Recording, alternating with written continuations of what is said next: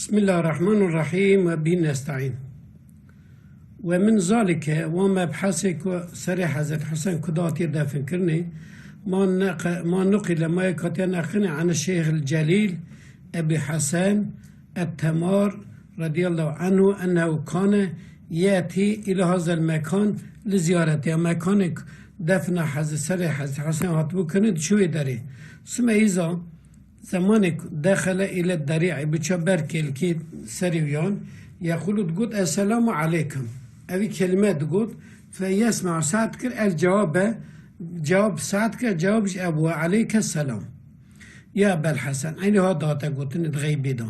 فجاء يوم روجاكات من الأيام روجاك روجان فسلم السلام كر فلم يسمع الجواب برد سلامي ترد سلام أخصحنا كر فزار ورجع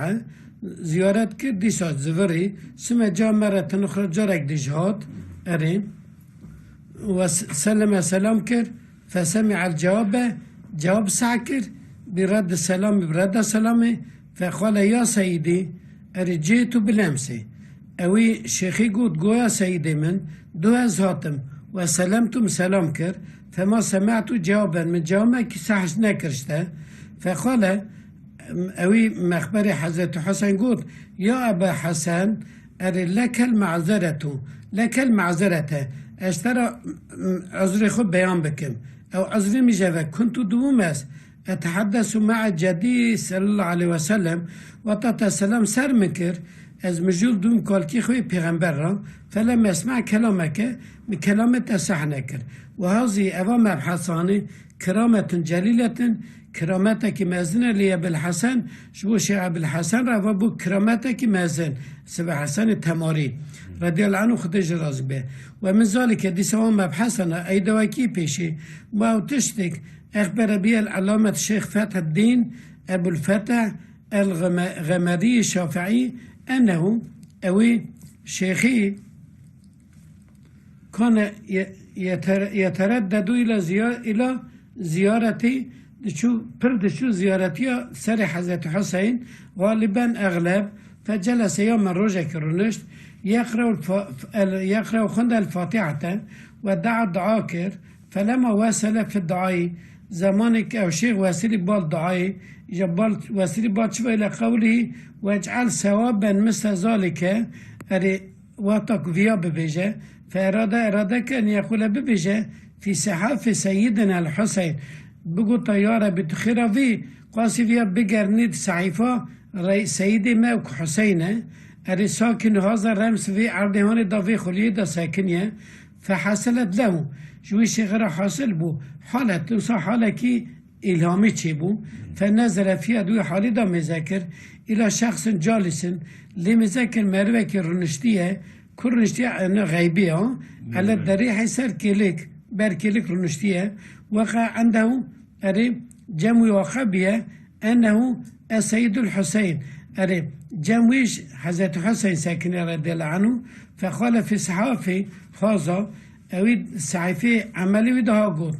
أري وأشار بيده إليه بالدست خوي إشارة بالشكي واكر بال حضرت حسين واكر فلما أتم الدعاء زمان الدعاء خلاص بون ذهب إلى الشيخ الجليل الشيخ عبد الوهاب الشعراني أبا شو جم أوي بال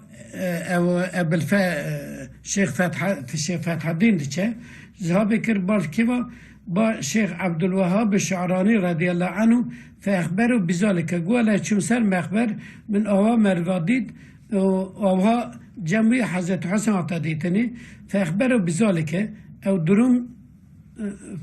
فقال الشيخ شيخي قول فقال له الشيخ صدقت التراث بيجي وأنا واقع لي أيج واقبوج مرة مثل ذلك شاد بيجي ساج مرة يشيبو ثم ذهب إلى الشيخ كريم الدين الخلوتي رضي الله عنه فأخبره بذلك ودرم جرى قول فقال له شيخ كريم الدين شيخ كريم جرى قول صدقت بيجي وأنا أيجي ما زرت هذا وفي كتاب خطات للمخرزي بعد كلام على مشهد الحسين بيشتي مجوريان مخرجي سر مخبر حضرت حسين رضي الله عنه ما تشيك نسو مخرجي قطع كريه وكان دبو مخرزي حمل الرأس الشريفة إلى القاهرة أو حملات شكي كربو سري حضرت حسن كربو بال مصري من عسقلان دا ووصوله إليها أو تشا وسري بال أو بال عسقلان في يوم 1 صامن جماد الآخرة حيث جماد الآخرة سنة 48 و500 سال 540 حيث هجرتي وكان الذي وصل بالرأس من عسقلان أو سريج عسقلان آني بكيبو الأمير سيف المملكة أمير أوش شوري مملكت وتميم ناوي ولي عسقلان بو والقاضي قاضيش كي بيا المؤتمن مسكين ناوي مسكين بيا وحصل في القصر حاسب يد قصر دا يوم الثلاثاء رجع سسي يوم الثلاثاء العاشر من جماد الآخرة دهش ما جماد الآخرة كالمذكورة عين ذي ماهي ويذكر ذكرت أن هذا الرأس أو سر حضرت حسين الشريف لما زمانك أخرجها درخستني من المشهد بالعسقلان شما أخبري عسقلاني وجد هات راساني دم خونوي لم يجف عشق نبو ولو خونوي الريح بين هبو كالريح المسكي وبين مسكي فخدم به الأستاذ أو أستاذي وسرياني هات مكنون استاذ مكنون نوع استاذه في أشارة من أشاريات الخدمة نوع جنج 10 سالي كوجيرة خدمت كر وأنزل أستاذ نازل بو برئيس سري إلى كافور نازل بال ناف كافور كر ثم حمله باش حمله كر في سردابي ناف فرق زرخيدا ناف يعني قابك زرخيدا إلى قصر زم رز أني قصر أوي زم رزي ثم دفين باشا دفكني عند خبرة الديلام بباب الدهليز الخدمتي دار صالون خدمتي دا وقال ابن عبد الظاهر مشهد الإمام الحسين قد ذكرنا ما ذكر كر ما ذكر ما قلنا تلاي ابني رزيق المنعوت بصالح وكم تقول مروك صالحة كان قد نقل الرأس الشريفة من عسقلان لما خاف زمان ترسيع عليها سري من الفرنج تشكي كافري فرنسا وبنى جامعه بنا كل جامعه خارج باب زويلية ليدفن بيته دفن بك ويفوز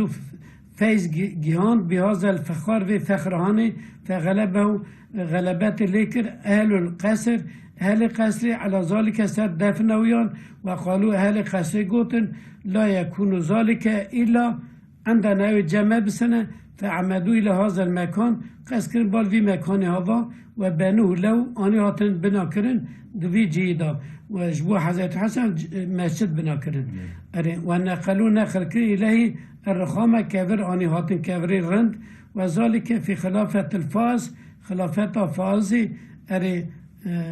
على يد طلاع سدس الطلاع في سنة 49 و500 كرامتان الأولى أنهم شخص من أتباع السلطان الملك الناصر شخص كيج أتباع السلطان الملك الناصر بأنه أنهم شخص من أتباعه بأنه يعرف الدفائن أو شخصي خزينة زانبون والأموال التي بالقصر مالت قصير زانبو فأمر أمريكا باشي بتعذيب وعذاب النوي شخصي وأخذ يقرد متولى عقوبة أوك باشي أمريكا قطار عذاب داوي يقرد وجعل رأسي قران سرسري ويا خنافيزة حيوانة كي بيسة بينويتي بچوك سر مروة وقردن وشد عليها قرام زيتون أني دهيل سريان دهيل چند سری وگرده حیوانا سری دهیلن إجا هوا حیوانا میجی و دخواه دیدی بینه و مروی بنیو دادم ره يخالطي قلتين هذه العقوبات دي عذاب يعني أشد العقوبات أن عذاب جرام بها وأن الإنسان لا يطيق الصبر عليها ساعة نكار يك ساعة أكثر بسكنين إلا تنقبوا دماغه قل ذكرن ميجيويا وتقتله ويدخارن ففعل به ذلك مرارا بوي شخصي قالك هاتا كرني ولا تأوه تأثير اللي نذكر وتوجد الخنافذ ميتة أو حيوانات دمر. فسألوه ما سبب هذا؟ قول سببه چیه؟ فقال قول حملت رأس الحسين من سر حضرت حسن آني هاد لما جاء زمان هاد فعفى عنه وتاسا قول ويعفو كر خطات نظام چك جزاك الله خيرا أنا كثيرا. شوي دا سبيب خلق نفهم بينا إن شاء الله.